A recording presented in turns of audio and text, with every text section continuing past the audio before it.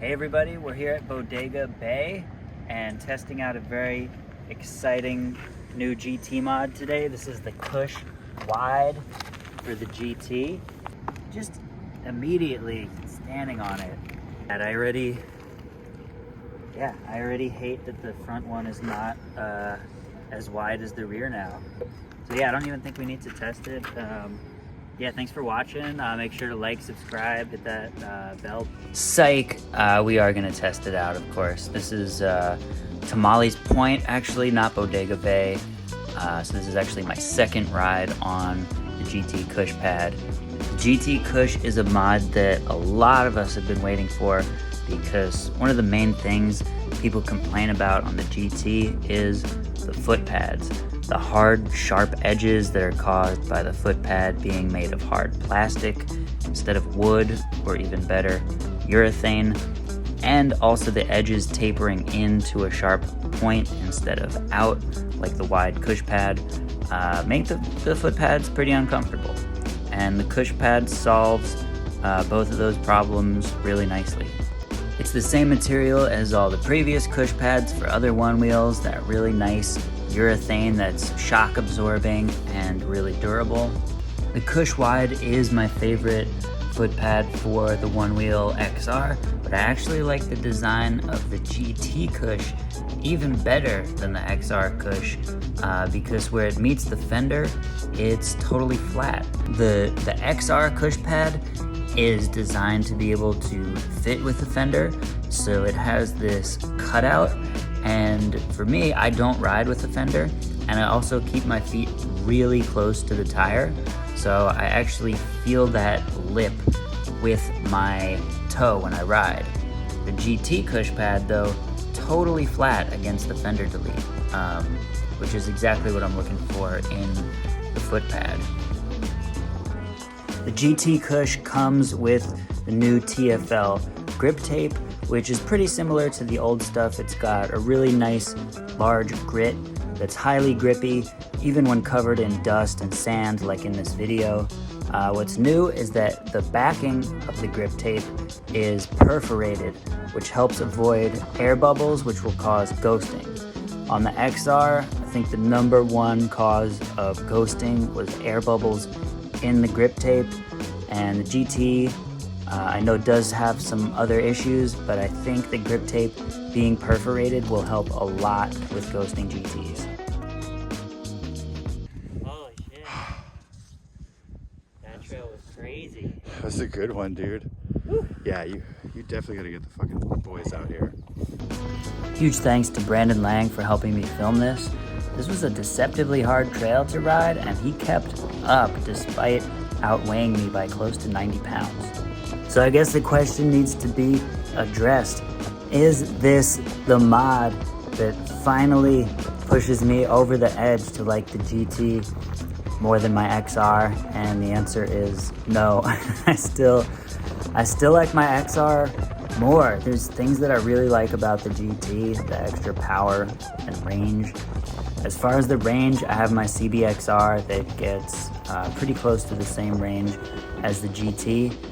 And although the GT does go a lot faster than the XR, I don't know if you noticed, some of this video, we're going uphill. Like, we are mobbing uphill, carving at 17 miles an hour with just no surges and no worries about the board giving out and nosediving. And in traffic, that takeoff from the line when I'm just at a standstill, getting up to 20 miles an hour real quick, is quite nice. But for the most part, what I really like is just the comfort and the carvability that comes from that XR tire, having the smaller rim and the bigger sidewalls on the tire. There's just no substitute for that. And yeah, when I go places, I take, if I'm bringing my GT and my CBXR, I ride the CBXR first. When I get somewhere, plug in the XR, and I'm still riding my XRs probably 3 times as much as my GT, at least. To be honest, I would not have even been riding the GT in this video if my XR charger didn't break. So I'm glad that I rode the GT, because this footage was way sicker than the Bodega Bay footage. But point remains, I still like my XR more than the GT in most circumstances. That was a long tangent. Thank you for sticking through that. Point is, GT Kush rules. If you've got a GT, get that Kush pad. If you don't, why are you even here? What are you doing?